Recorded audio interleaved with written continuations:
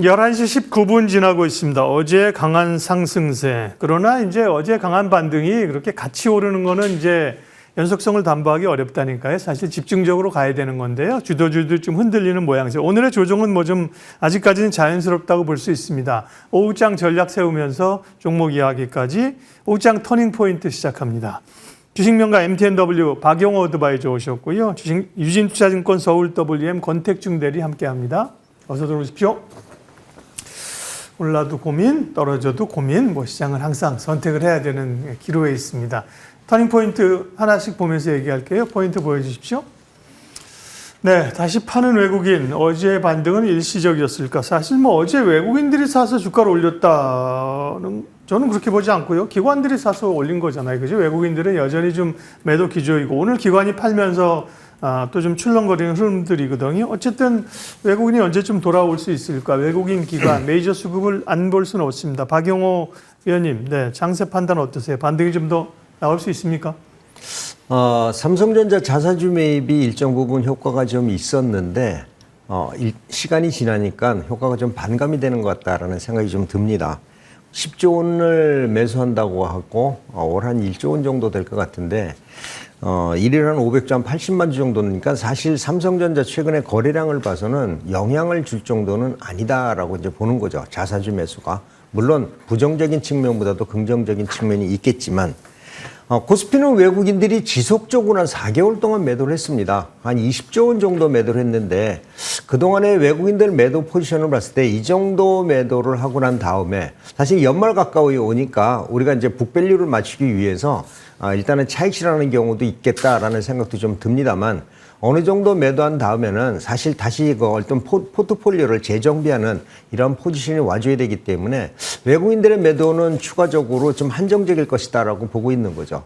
트럼프 트레이드에 대한 그 우리 시장의 우려도 어느 정도 주가에 거의 다 반영이 됐고요. 물론 트럼프 트레이드가 아직 트럼프가 어떤 얘기를 하는 것에 대해서 시장이 많이 움직이기 때문에 100% 끝났다라고 보기는 어렵지만 특정 부분 섹터가 아니면은 전체적인 시장이 하락하는 이런 것들은 많이 줄어들 거다라고 생각을 합니다. 그리고 이제 12월에 보면은 쿼드러플 위칭데이가 있고 연말 정산이 있는데 최근에 외국인들 포지션을 제가 한번 살펴봤습니다. 12월 만기 포지션 아직도 한 열흘 이상 남았기 때문에 변동이 가능하다라고 보지만 주가가 상승하는 구간에서는 오히려 좀 손실이 나는 이런 포지션들을 구축을 하고 있습니다.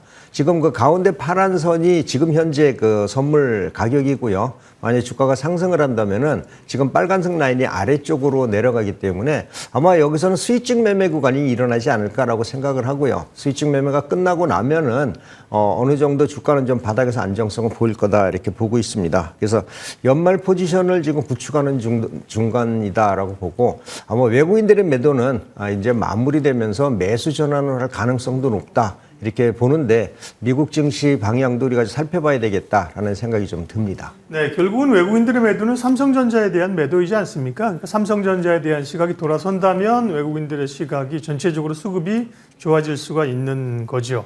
그런 반전을 모색은 하고 있습니다. 권택중 대리는 어떻게 보세요? 어제 강한 상승, 코스닥이 어제 2.9%, 거의 3% 올랐잖아요. 그죠? 오늘은 이제 두 시장 모두 좀 돌려내면서 반락인데, 그냥 숨고르기 정도 조정으로, 추가 상승을 위한 조정으로 봐도 되겠습니까? 네. 일단은 지금은 좀 오히려 긍정적으로 보여지는 부분도 있는 것 같습니다. 이제, 먼저 첫 번째로 봐야 될 거는 역시 삼성전자인데요. 삼성전자 같은 경우는 실제로 이제 데이터를 봤을 때 8월 이후로 외국인들 한 18.5조 원 정도 매도를 했다고 합니다. 굉장히 큰 매도가 나왔고, 최근 들어서 봤을 때는 매도 규모도 많이 좀 줄어가고요. 일부 이제 1단으로 찍어봤을 때 순매수가 찍히는 날들도 슬슬 조금 보이는 것으로 좀 확인이 되고 있죠. 8월 이후로 삼성전자는 이렇게 많이 팔았지만 오히려 전자를 제외한 나머지 코스피 종목들을 발라봤을 때는 오히려 외국인들의 순매수라고 합니다. 그러니까 결국에는 이제 국내 증시에서 굉장히 큰 덩치를 차지하고 있고 큰 영향력을 발휘하고 있던 삼성전자가 오히려 이게 한번 죽으면서 조금 이제 코스피 전체적으로는 분산이 좀 되어갔다라고 좀 생각을 해볼 수가 있을 것 같고요. 이미 한번 이제 바닥을 찍고 한번 다졌기 때문에 지금부터는 오히려 이제 그동안 계속 나갔던 이 외국인 랠리가 끝나면서 조금 더 이제 안정적인 시장 흐름을 기대할 수 있는 그런 좀 토대가 마련되지 않았나 이런 부분도 생각을 해볼 수가 있을 것 같습니다. 어쨌든 이제 삼성전자 같은 경우도 지난 2022년 한 여름쯤에 찍었었던 해당 사이클에서의 저점 부근에서 어느 정도는 좀 지지하는 부분을 확인을 하기도 하였고요. 저희가 계속 얘기하고 있는 이 PBR 1배 이 부근 물론 좀 깨긴 했습니다. 꽤 많이 깼죠. 깼다가 또 회복하면서 이 부근에서는 뭐 플러스 마이너스 15% 정도에서 확실히 좀 밴드 하단을 막아주고 있다. 이런 것들도 확인을 할 수 있었던 것 같습니다. 연말 가까워지면서 일부 이제 종목들 이제 수익 난 것들 잘라내고 리밸런싱 할 거 하고 이런 흐름들이 지금 슬슬 보여지고 있는 것 같은데요. 외국인들 같은 경우도 오늘 수급을 보니까 그 배당주들이죠. 뭐 은행주, 금융주, 뭐 또는 통신주 이런 종목들로 또 수급이 좀 들어오기도 하면서 전체적인 증시의 안정성은 확보가 되었다 이렇게 요약드릴 수 있을 것 같습니다. 네, 시장 판단부터 해봤고요. 이제 전략적 섹터 이야기를 하나씩 해보도록 하겠습니다. 두 번째 터닝 포인트입니다. 엔비디아가 낙폭이 좀 커지고 있죠. 실적 발표 오히려 이후에 어제도 3%인가 4% 밀린 걸 기억하고 있고요. 반도체에 대한 고민입니다. 반도체 얘기는 두 분 가운데 박영호 대표님 한 분만 들을게요. 왜냐하면 뒤에 우리가 사실은 뭐 오늘도 방산이라 궁금한 섹터가 많기 때문에요. 반도체 얘기는 그 박영호 대표님께서 삼성전자 어쨌든 중심은 좀 잡아주는 것 같습니다. 삼성전자, 하이닉스 또 이 기판 이런 거 관심 있잖아요. 시장에서는 반도체 전략이요. 네. 반도체는 AI를 빼고서는 얘기가 안 될 것 같아요. 물론 자율주행도 최근에 들어서 급격하게 변화하고 있기 때문에 이게 모두 다 인공지능 쪽이다라고 보시면 좋을 것 같은데 엔비디아 주가가 약세를 보이는 거는 사실 실적이 나빠서가 아니죠. 다음 분기 실적 추정치가 좀 하향했다라는 건데 이건 지난번에 제가 말씀을 드렸을 겁니다. 뭐가 부족해서 그렇다. HBM이 부족하니까 GPU를 생산량을 많이 할 수 없는 거죠.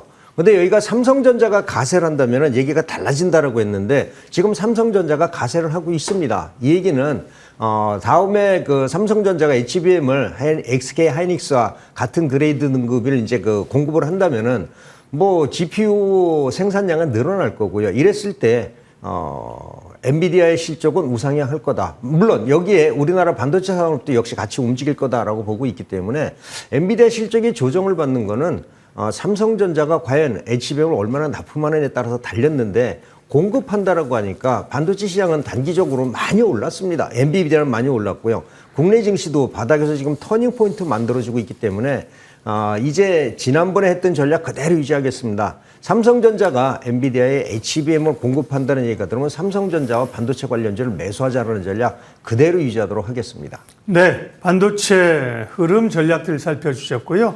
다음 섹터 보겠습니다. 반도체도 중요하고 거의 매일 얘기하지만 반도체보다도 시급한 섹터들이 관심 있는 분야들이 오늘 훨씬 더 다뤄야 될 게 많습니다. 바이오인데요. 네. 바이오가 상당히 흔들리죠. 이제 기대도 있고 우려도 있고 그 중심의 바이오는 알테오젠이 지금 전면에 서 있는 겁니다. 어제 급등 알테오젠 오늘 또 7% 밀리고 있는 흐름인데요. 권택중 대리님, 바이오 전략 좀 알려주세요. 네. 이제 뭐 시장에서 굉장히 뭐 리포트도 많이 나오고 있고요. 일종의 뭐 루머라고 해야 될까요? 시장에서 한간에 떠돈 이런 소문들에 대한 뭐 해명 같은 내용들, 이런 것들도 좀 굉장히 많이 좀 얘기가 오가고 있습니다. 일단은 전체적인 투심으로만 봤을 때는 아직 투심이 자리를 잡았다? 이렇게 보기는 좀 어려운 상황인 것 같습니다. 결국엔 이제 국내 바이오는 대장주가 어쨌든 알테오젠이었고 최근에도 이 상승과 하락의 흐름 자체를 알테오젠이 좀 주도를 하고 있는데 최근에 뭐 뉴스에서도 많이 나왔지만 얼마 전에는 뭐 미국 골드만삭스에서 알테오젠 기술과 관련된 뭐 특허 분쟁이 일어날 수 있다 이런 리포트가 나오기도 하였고요. 뭐 할로자임 테라피틱스에 관련돼서 뭐 알테오젠 측이 뭐 특허 침해를 뭐 고소를 검토하고 있다라든지 이런 부분들이 이제 시장에 노이즈가 하나씩 좀 들어오면서 변동성이 굉장히 커져 있습니다. 지금 보면은 이제 뭐 11월 11일 날 장중에 최고점을 찍었었죠. 46만 원 정도 찍고 나서 지금 계속 30만 원대 부분까지 거의 15만 원에 내려왔다는 거는 굉장히 좀 큰 하락이라고 볼 수가 있겠습니다. 시가총액도 워낙 큰 회사이기 때문에. 근데 지금 자리를 좀 잡았다고 보기는 아직은 좀 이르다라고 생각을 하고 있고요. 요거는 이제 뭐 알테오젠 측의 해명이라든지 뭐 다른 뭐 증권사 리포트에서 나왔던 것들 전체적으로 종합을 해보면은 뭐 이거는 이제 단순 루머고 그동안에도 사실 루머가 많이 있었죠. 알테오젠 중심으로 해서 이런 것들이 진실로 밝혀졌다는 부분은 없었다. 그래서 이 또한 지나가리라가 어느 정도는 중론인 것 같은데요. 그걸 떠나서 지금 주가는 조금 이제 갈피를 못 잡고 있다. 이렇게 좀 생각이 됩니다. 이게 아직 여진이 좀 남아있다는 생각이 좀 들고요. 지금 주가로 보면은 뭐 30만 원 부근에서 좀 힘겨루기 하고 있고, 뭐 기술적으로 봤을 때는 121선 부근에서 살짝 이제 지지를 하니 아니면 다시 회복을 하니 요 기로에 있는데요. 조금은 시간이 조금 더 필요하지 않을까라는 생각이 들고, 그동안 주가가 많이 올랐던 만큼 그동안에 이제 이번 하락으로 인해서 좀 연말 차익 실현을 하고자 하는 욕구들도 주가에 좀 반영이 되어 있던 부분인 것 같습니다. 반대로 이렇게 이제 기존의 강세를 오래 쭉 이끌었었던 이 플랫폼 관련된 기업들이 빠지면서 AI 관련된 의료주들, 루닉 같은 경우는 어제는 또 급락을 했다가 어제는 또 급등을 했죠. 엊그제 급락을 하고 나서 이런 식으로 반대로 이제 다른 쪽으로 수급이 좀 들어오는 부분들도 하나의 좀 포인트를 체크를 해봐야 될 것 같고요. 만약에 이제 이 빠져나갈 수급이 갈 데가 없었으면은 다시 여기로 돌아왔을 가능성이 좀 있어 보이는데, 이 지난번 한번 이제 시장을 좀 쭉 한번 테마를 만들었었던 AI 의료 관련된 쪽으로 이 빠져나간 수급들이 모여 있는 이런 흐름이다 보니까 이 의료 AI 관련된 종목들, 루닛을 중심으로 주가가 지금 탄력을 받아 있는 중에는 이 기존의 플랫폼 쪽으로 다시 수급이 돌아오기는 일단 단기적으로 좀 쉽지 않다. 이렇게 말씀드리겠습니다. 네, 소위 이제 바이오테크 기업들의 변동성이 커지고 있고요. CMO, CDMO, 삼성 바이오로직스 같은 경우도 흔들립니다. 그래서 의료 AI 쪽으로 주목하자고 하셨고 그쪽을 언급을 이미 하신 바가 있죠. 네. 자, 다음 볼게요. 바이오도 궁금하고 사실 오늘 뭐 제일 궁금하고 이제 어떻게 해야 될까 고민이 아마 방산주일 거예요. 방산주가 워낙 낙폭이 커지기 때문에 그런데요. 방산주 얘기는 두 분 의견을 같이 좀 들어보도록 하겠습니다. 먼저 박용호 위원님, 네. 이렇게 뭐 악재나 뭐 뉴스를 소화하는 건 좋지만 그렇죠. 이렇게까지 급락을 만들어내는 건 결국 수급 요인이 좀 같이 묶였다고 봐야 되는 거 아니겠습니까? 그죠? 맞습니다. 예. 그동안 좀 많이 좀 올랐습니다. 트럼프 트레이드 영향을 받으면서 올랐는데 사실 주가가 내리기 시작한 다음에는 트럼프의 그 당선이 된 이후에 좀 약세를 좀 보였거든요. 근데 저는 이렇게 생각을 합니다. 우리나라 방산 그 업체들이 생산하는 그 장비나 무기를 보면 주로 탄약과 그다음에 탱크나 미사일입니다. 지금 이번에 우크라이나하고 러시아하고 전쟁을 하면서 전쟁 양상이 많이 바뀌었죠. 전자전도 중요하지만은 드론과 미사일, 사실 탱크나 이런 것들, 그러니까 주로 보면은 장거리포 이런 것들이 많이 그 유사를 했지 어떤 보병전이나 이런 것들은 크게 않았었거든요.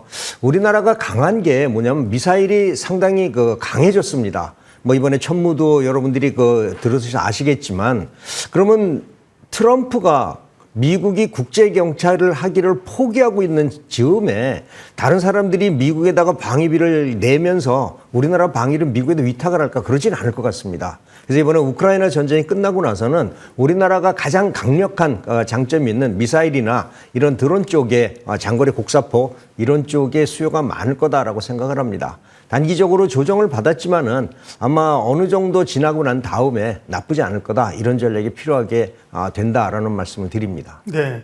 권택중 대리는 어제 오늘의 이 방위산업, 방산주들의 급락을 조정이라고 생각하십니까? 아니면 네, 일정 부분 이제 좀 위험 관리를 해야 될 때라고 생각하십니까?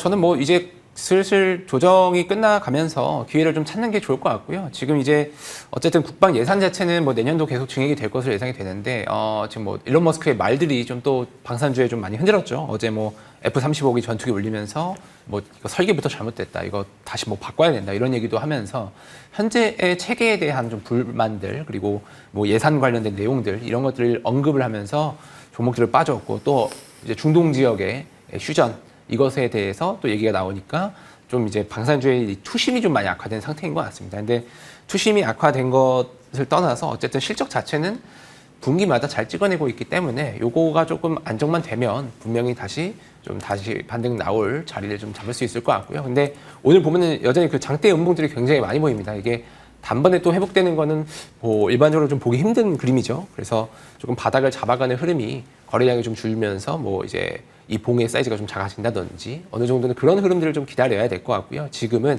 그동안 이제 수익 많이 낸 뭐 기관일 수도 있고 개인일 수도 있겠고 이쪽에서 계속 물량을 던지는 중이라서 이걸 던지는 걸 받자, 요거는 조금 무리가 있다, 이렇게 생각됩니다. 네. 물량 소화 그 기간은 좀 필요하다. 네. 그러나 대체로 도망가거나 던질 자리인가는 고민을 좀 해볼 필요가 있다 해석을 해주셨고요. 결국은 뭐 트렌드 산업을 봐야 되는 거죠. 뉴스보다는요. 네.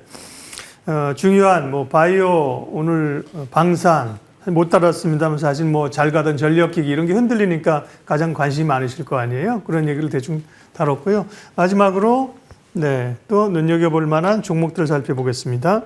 박영호 의원님은 지난주에 동성화인텍 말씀하셨는데 조선주도 좋지만 뭐 기자재 업종의 흐름이 굉장히 이번 주에 좋았죠. 네, 주가 상승률 높게 17%까지 기록을 했고요. 네, 오늘 관심주는요. 네, 오늘은 반도체 관련주를 하나 제가 갖고 나왔습니다. 지금 뭐 삼성전자나 이런 쪽이 아니라 저는 두산테스나라는 종목을 소개시켜드리고 싶은데 두산테스나는 말 그대로 종목명 그대로 반도체 웨이퍼와 그다음에 시스템 반도체를 테스트하는 회사입니다. 이전에는 반도체 업황이 많이 죽으면서 지속적으로 약세를 주가가 보였는데 이제 제가 말씀드렸죠. 삼성전자가 터닝 포인트가 만들어진다면은 반도체 수요가 늘어날 수밖에 없다라는 거고요. 최근도 반도체 가격은 지금 약세를 보여주고 있습니다.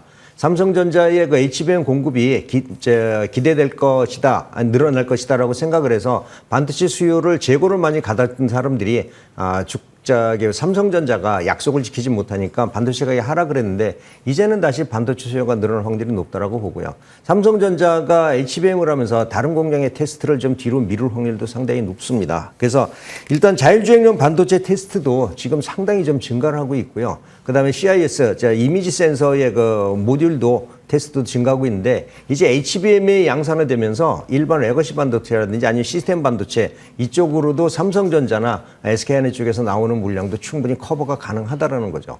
현재 PER은 10 정도 되는데 아마 올해보다는 2025년도를 본다면 지금부터 저점에서 매수가 가능한 종목이다라는 말씀 드리고요. 2025년도 반도체 수요는 증가할 거다라는 생각에서 이 종목에 대해서 관심을 가졌으면 좋겠습니다.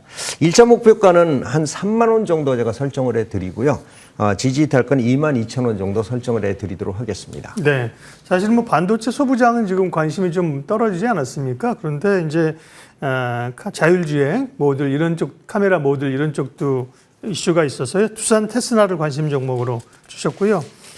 권택중 대리는 지난주에 루닛을 말씀하셨는데 의료 AI들의 흐름이 굉장히 좋았죠. 역시나 이번 주에 네, 7% 수익률을 기록했었고요. 오늘 관심주는요? 네, 오늘도 이제 의료 AI 관련주인 셀바스 AI를 준비를 했습니다. AI 관련된 종목들 이런 밸류체인 중에서도 음성인식 관련돼서 항상 좀 언급이 되고 또 많이 움직이는 종목인데요.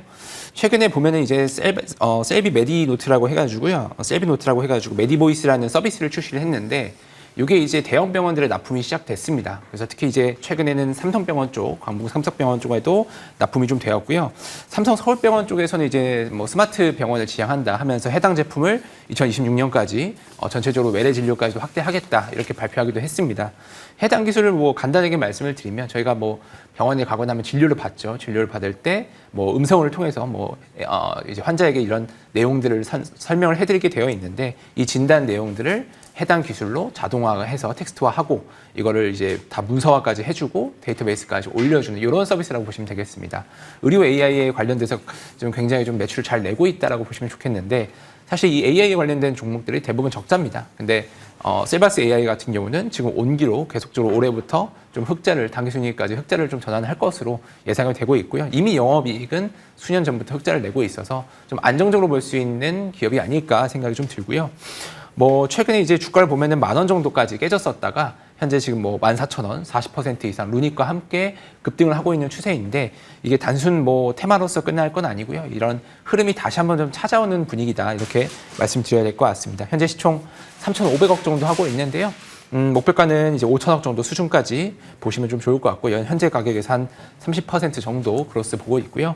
지지 이탈가는 12,000원 정도는 봐야 될 것 같습니다. 워낙 변동성이 크기 때문에 이런 부분들 유의하시면 좋을 것 같습니다. 네, 오후장 포인트 체크했고요. 두 분의 오늘 관심주는 셀바스 AI, 두산 테스나였습니다. MTNW 박용호 어드바이저, 유진투자증권 권택중 대리 함께했습니다. 고맙습니다.